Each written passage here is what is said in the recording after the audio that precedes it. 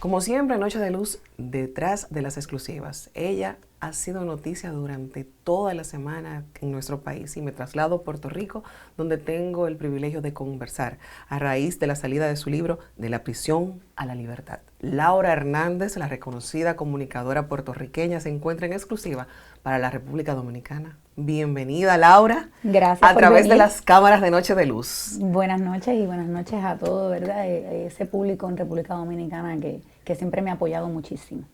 Mucho de qué hablar.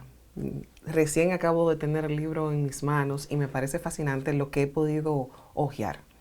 En este caso, tú serás el enlace y obviamente me narrarás lo que está aquí plasmado. Primero, Claro que sí. ¿por qué la idea de escribir este libro? Mira, desde que salí de la cárcel en la República Dominicana, yo hice un compromiso conmigo misma. Yo tenía que plasmar lo que yo había vivido. Fue bien fuerte, yo creo que eso la gente lo sabe, pero hay muchas cosas que se tergiversaron, muchas que nadie las supo porque ocurrieron ¿verdad? Fuera de las cámaras, lo que ocurre en la intimidad, mis pensamientos más profundos, mis secretos más íntimos, mis momentos más oscuros, fueron cosas que nunca las compartí. Y yo creo que eso es parte esencial de la historia para que la gente entienda qué fue lo que pasó, qué fue lo que viví, por qué me tocó vivir encarcelada 3 años siendo inocente, qué cosas me llevaron ahí y por qué razón tuve que, ¿verdad?, empezar en cero sin habérmelo esperado. Ahí, ¿verdad? Cuando salí de República Dominicana, regresar aquí y comenzar una vida marcada por la cárcel, marcada por el dolor, por la humillación, por haber perdido tantas cosas emocionales, que es lo más importante, y materiales también, que uno trabajó por ellas. Así que pues yo hice ese compromiso conmigo misma de que en algún momento yo tenía que plasmarlo y me tomó muchos años y ese libro fue tomando formas diferentes, comenzó como un desahogo, fue cogiendo, nunca tuve como la visión clara de si lo iba a publicar o no, la idea era desahogar.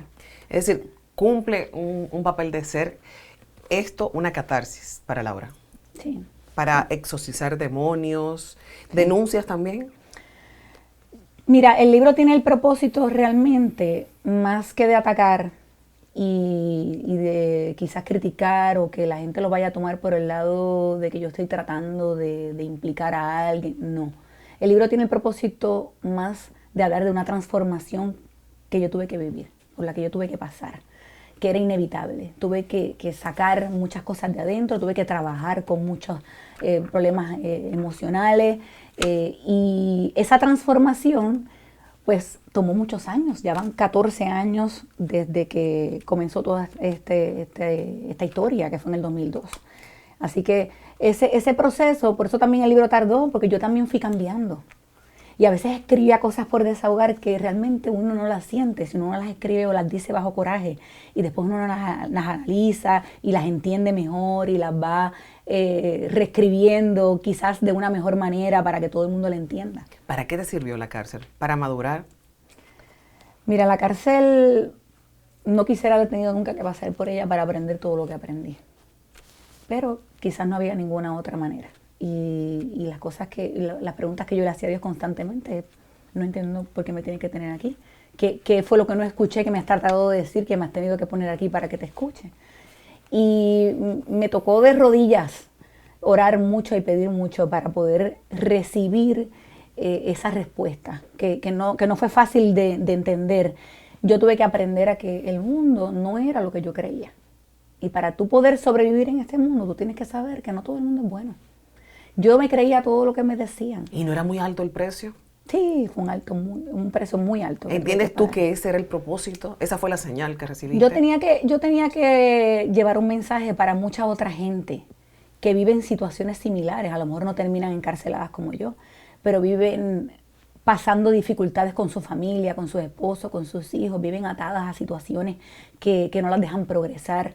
Y gente que te ala cuando tú estás triunfando, gente que te ala hasta lo más hondo del pozo y tú no te das cuenta y te dejas quitar lo que tienes, que Dios te lo ha dado y por lo que tú has trabajado, te lo dejas quitar por nada. Todas esas cosas las fui aprendiendo, las fui entendiendo y yo creo que eso le sirve a mucha gente. No tienen que haber vivido lo que yo viví exactamente, pero yo pienso que se traduce a muchas otras situaciones el mismo sentimiento. El mismo sentimiento de frustración, de decepción, y todo eso yo creo que se puede convertir en algo positivo. Y hay unas lecciones al final del libro, que son 10, que son las que más llevo en el corazón.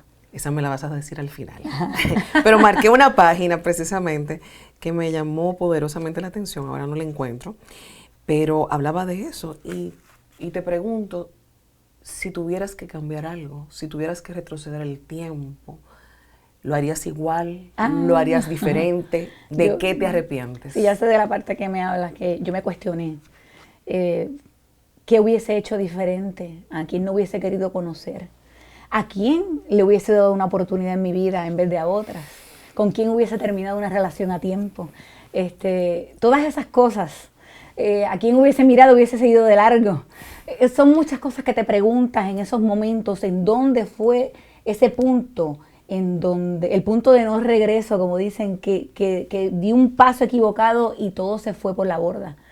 Y sí me he preguntado muchas veces eso, y obviamente ya no sirve de nada porque sabemos que no le podemos dar al tiempo para atrás. Dicen que hubiese como verbo es absurdo. Sí, sí, pero ojalá. ¿No te, ¿Sabes hubiese, qué? ¿no te hubieses casado con Marco? No me hubiese casado con él. Y no lo digo por el caso, lo digo por todo lo que viví con él como pareja, que fue lo más doloroso de todo. Estar presa para mí fue algo que ocurrió porque el destino así lo quiso, y no quiero echar culpas a nadie, ocurrió. Pero el maltrato dentro de la cárcel, de él hacia mí, adicional a ya todo lo que estaba pasando, era innecesario. Así que solo por esa razón, si yo hubiese conocido ese lado, no me hubiese casado nunca con él. 3 meses de casada, ¿no te dieron el conocimiento de qué tipo de persona en una situación difícil él hubiese sido? ¿No lo sabías hasta ese momento? Ahí es que entra lo que le dicen los papás a uno. Pero muchachita, ¿por qué no más tiempo? ¿Por qué tú no esperas más tiempo? Hay que conocer a la persona. Hay veces que quizás uno nunca termina de conocer a nadie. Yo he escuchado historias de gente, yo estuve casada 20 años y me enteré de tal. Hay cosas que quizás no se puedan evitar, pero yo pienso que sí. Ahora sí entiendo que el tiempo quizás te da una mayor ventaja de conocer más, de entender más. Hasta donde yo vi, lo que yo viví con él. Yo no me casé con un hombre rico. Yo no necesitaba ni buscaba casarme con un hombre rico porque yo me crié en una buena familia, yo me crié con buenos recursos, yo tenía un buen trabajo y nunca fui ambiciosa de esa manera. Yo tenía así sueños, ilusiones y de crecer y de hacer muchas cosas. Pero ambiciosa con el dinero, sí, todos queremos tener buenas cosas, pero no a ese punto. Y yo me casé con un hombre trabajador que tenía una tienda de vitaminas, que tenía una tienda de vitaminas promedio, no era lujosa, tenía un apartamento promedio, no era lujoso. Así que no era ese el propósito de ese matrimonio, era amor de verdad. Y tú sabías lo que tenías que perder, siendo figura pública, y de hecho, Claro. parece que él te lo sacaba en cara en algunos de esos momentos neurálgicos, o en esos momentos oscuros del alma, a través del teléfono, de que esa situación se hizo más difícil por tu posición pública. Sí, esa era una parte muy confusa y me llegó a confundir a mí muchísimo. El hecho de que te casas con una figura pública y no te molesta, pero en los momentos críticos que estuvimos viviendo, en donde se convirtió público lo que pasó, eso yo no lo podía controlar, yo no lo pude evitar, pues entonces los ataques comenzaron fuertes sobre ese tema. Entonces yo me sentía responsable de que la situación, el escándalo que se había formado había sido por culpa mía, por yo ser una figura pública. Pero la realidad es que ¿para qué te casas con una figura pública si sabes que vas a estar en la mirilla? A ese nivel psicológico trabajó él sobre ti. ¿No te cuestionabas tú entonces la culpabilidad de él? Yo no me la cuestioné. Por mucho tiempo no me la cuestioné. Yo creía en él, creía en lo que yo había visto y por eso me mantuve firme. Yo me mantuve en lo que yo sabía. Acusar a alguien por salir airosa no es parte de mi crianza, o sea, yo no podía vivir con eso. Yo me tenía que dejar llevar por lo que yo sabía, por lo que yo había visto, a mí no me constaba. Si había culpabilidad o no, yo esperaba que entonces él la asumiera, pero ante mí nunca ocurrió eso. Así que a mí lo que realmente me chocaba era la parte de sus críticas, de sus insultos, de su maltrato. Los maltratos nunca fueron físicos. Casi, sí. Me aló el pelo en varias ocasiones, me empujó en varias ocasiones, me levantó la mano para darme. Pero nunca me llegó a dar porque hasta ahí fue que llegó. Hasta ese punto, el día que me levantó la mano, ahí fue que empecé como a perder ese amor y ese respeto. Jamás lo volví a mirar con los mismos ojos. ¿Te cuestionaste si era producto de su naturaleza o sencillamente producto de una situación difícil que ambos estaban viviendo? Es posible, todo es posible. No fue el hombre con el que yo me casé. Si fue producto de la situación, es posible también. No lo justifica. ¿Qué fue lo que yo traté de hacer por mucho tiempo? Justificar, pero a lo mejor es la atención, pero a lo mejor es... Y eso es lo que hacemos mucho las mujeres. Buscamos una justificación del por qué. A lo mejor si yo no hubiese dicho eso, a lo mejor si yo no hubiese contestado tal cosa. Y uno empieza a buscar la forma de justificar a la otra persona y realmente el maltrato no tiene justificación en ninguna circunstancia. ¿Cambió y cuándo tu visión o la interrogante con relación a su inocencia? Hoy en día yo no me atrevo a acusarlo tampoco de nada. No, por ese lado no. Y este libro no viene a acusar a nadie, como te dije, pero sí viene como un desahogo a lo que yo viví y por qué la gente no entiende qué fue lo que pasó. Porque si la gente pensaba que esto era una historia de Romeo y Julieta y no lo es. Sí comenzó quizás como eso ante los ojos de los demás, pero se convirtió en algo que nadie conocía porque yo no me atrevía a decirlo. Y me tomó muchos años poder escribirlo ahí. De hecho, fue de las últimas cosas que escribí porque no me sentía segura de que lo quería contar.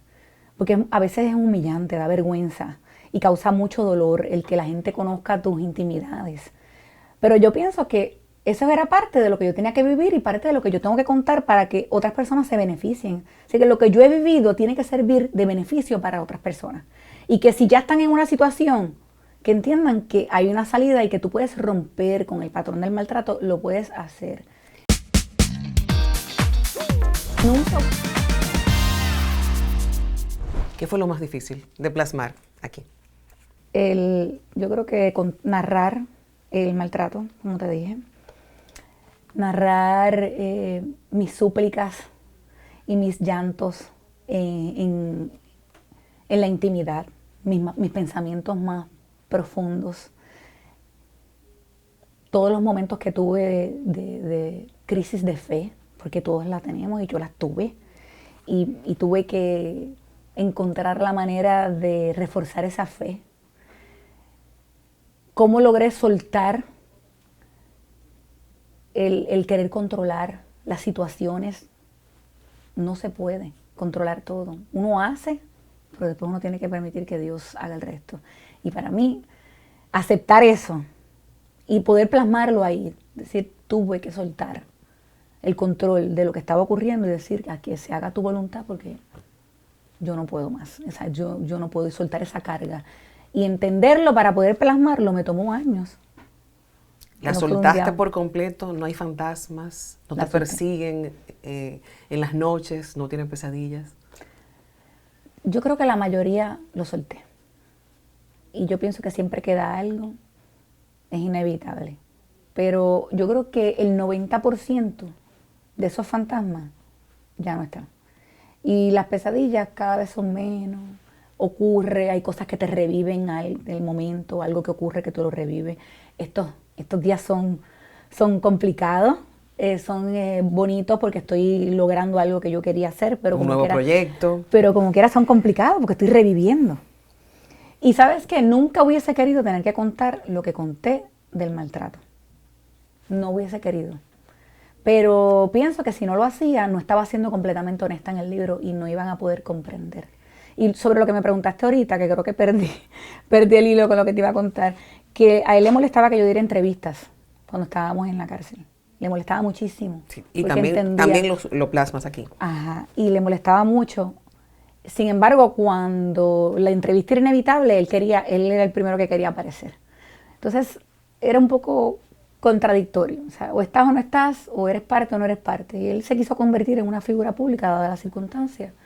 Pues, por eso dije, pues no tengo que tener miedo a decir la verdad. ¿Y lo logró? Cada cual con lo suyo, ¿verdad? Me llama también poderosamente la atención y creo que colaborando contigo de que es valiente lo que haces denunciando el maltrato, sobre todo cuando son tan evidentes las altas cifras en la actualidad de la violencia intrafamiliar, tantas mujeres víctimas del maltrato. Creo que sí, que tu historia debe ser un ejemplo de eso. Y yo que previo a todo esto también te conocía y tuve la oportunidad de trabajar bajo la misma producción Sí. junto a Héctor Marcano, siempre se te tenía como una mujer fuerte de carácter, como una mujer muy espontánea también. De hecho, por eso te pegaste muy rápido en la televisión puertorriqueña. Y veo que el maltrato fue intenso en términos psicológicos. Sí. Por lo que relatas en esta historia, sí logró su cometido en un momento dado. ¿Por Por qué tú mucho tiempo. entiendes que él te quería tener sometida? Yo creo que eso no tiene mucha explicación. Eso es parte de la personalidad de la persona, de cada persona. Y yo me he hecho esa pregunta 1000 veces. Con el carácter que tú siempre has tenido, ¿cómo lo permitiste? Amor. Pero muy fácil. Si eso hubiese ocurrido fuera de la cárcel, no hubiésemos durado el tiempo que duramos. Estabas vulnerable. Estaba vulnerable, estaba débil psicológicamente. Y en ese momento, el maltrato se pudo dar con mucha facilidad. Para cerrar el capítulo de Marcos, ¿tiene él conciencia de este libro? ¿Se comunicaron previamente? ¿Qué tipo de relación llevan en la actualidad? Si tienen algún tipo de relación. Mira, yo quise por mucho tiempo pensar que yo podía mantener una amistad con él, pero eso no es real. Y yo sí, cuando salí de la cárcel, estuve mucho tiempo ayudándolo económicamente, porque yo tengo conciencia de que él estaba en un lugar donde no podía valerse por sí mismo. Yo hice todo lo que yo pude, hasta donde pude, mientras tuve trabajo. Luego de ahí, cuando ya no lo pude ayudar económicamente más, él públicamente dijo que yo lo había abandonado. Lo cual no era cierto, pero no te puedo mantener si yo no tengo un ingreso. Así que yo hice todo lo que yo pude. Una vez él salió de la cárcel, yo sentí que algo de mí finalmente se liberó.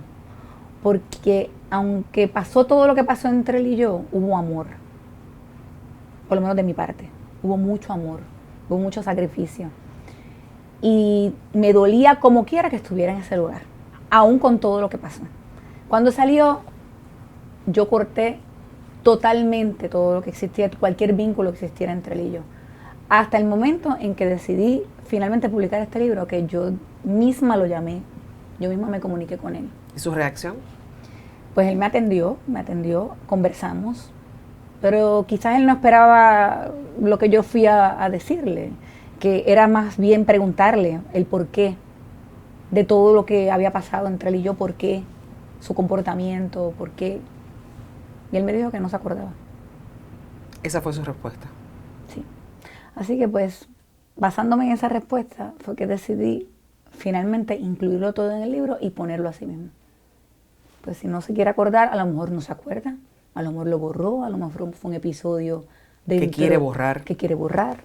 Y ojalá que nunca lo vuelva a hacer con ninguna otra mujer. Pero así mismo lo tuve que poner. Pero no tengo ningún tipo de relación con él. Y yo creo que después de esto, yo no creo que él esté muy feliz conmigo, así que... ¿Estás consciente que se casó con otra figura pública de la República Dominicana? Sí, me enteré. ¿Le deseas suerte a ella, a él, o no te produce ningún sentimiento? Mira, yo creo que yo no le deseo mal a nadie. Yo lo que quiero es ser feliz en esta vida. Y yo tengo que desearle a los demás lo mismo que yo quiero para mí. Yo creo que todo el que esté a mi alrededor, todo el que haya sido parte de mi vida, aunque ya no pertenezca a mi vida, yo creo que todo el mundo sea feliz. No, o sea, realmente no tengo ningún tipo de relación con él, no te puedo decir tampoco las frases clichosas. Yo te digo, yo le deseo a los demás lo que me deseo para mí misma, y es ser feliz y estar en paz. Amén. Un capítulo que también me llamó la atención fue la solidaridad, que no me extraña, de un pueblo que se une en las crisis, de un pueblo y así lo siento y siempre lo he percibido y siempre lo he dicho, muy patriota Sí. y muy solidario con sus causas y con sus personas, con su gente querida. Y veo que la cárcel estaba al lado del puerto y relatas aquí la emoción de cada viernes esperar a esa gente puertorriqueña. ¿No que te iba. parece increíble? Me parece extraordinario. Y leyendo lo de la bandera también se me erizaban los pelos. Sí, es que yo misma a veces, si no lo tuviera, yo tengo esos videos, yo tengo muchos videos, porque habían puertorriqueños que iban frecuentemente y me los grababan y me los daban y los tengo. Y si no fuera porque los tengo, pensaría que me lo imaginé. Porque que un cruce, siempre me visitaban muchos puertorriqueños, eso desde el principio. Pero que un crucero de Puerto Rico, que venía de Puerto Rico, repleto de puertorriqueños, con más de 800,000 puertorriqueños adentro, justamente llegara detrás de la cárcel y se bajaran por cientos. Y un viernes, los viernes, eran todos los viernes, todo el día, ya desde el jueves por la noche nosotros salíamos afuera, estaba el crucero con la gente asomada en los balcones, gritando, me cantaban canciones típicas de Puerto Rico, la borinqueña, me cantaban Verde Luz, empezaban a dar patadas en el piso que retumbaba dentro de la cárcel, todo el mundo lo escuchaba, todo el mundo lo veía. Salíamos a saludarlo, la gente, bueno, ¿qué te digo? Aquello era, a mí me bajaban las lágrimas que no las podía contener y esa noche yo no podía dormir, y al otro día era una emoción de recibirlos a todos. Me llevaban tantas cosas que yo tenía que repartirlas después con las otras mujeres que estaban allí y Marcos lo hacía con los hombres también. Así como la solidaridad y el apoyo del pueblo puertorriqueño, hubieron cosas que afectaron también.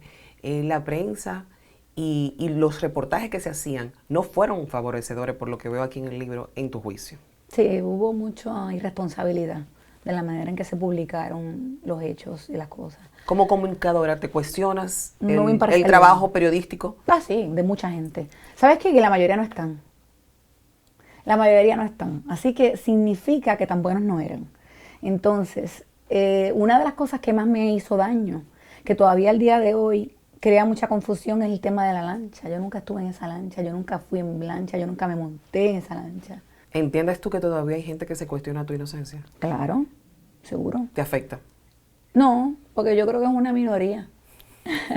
Es tan pequeño que ya no se siente. Y yo espero que con este libro lo que quedaba termine de verdad, y yo no quiero convencer a nadie. Nunca he tratado de convencer a nadie. Por eso he permanecido callada tantos años. Este libro no sale ni porque estoy en una crisis económica, ni porque quiero llamar la atención, ni porque necesito nada de los medios. Ahora que estoy en mis pies, ahora que ya siento que he vuelto a lograr el éxito en mi vida, ahora es que lo quiero hacer, porque me siento que puedo hacerlo sin miedo. Entonces, la idea de este libro es que el que lo lea, yo no estoy tratando de convencerlo, es que entienda lo que pasó de verdad. Pero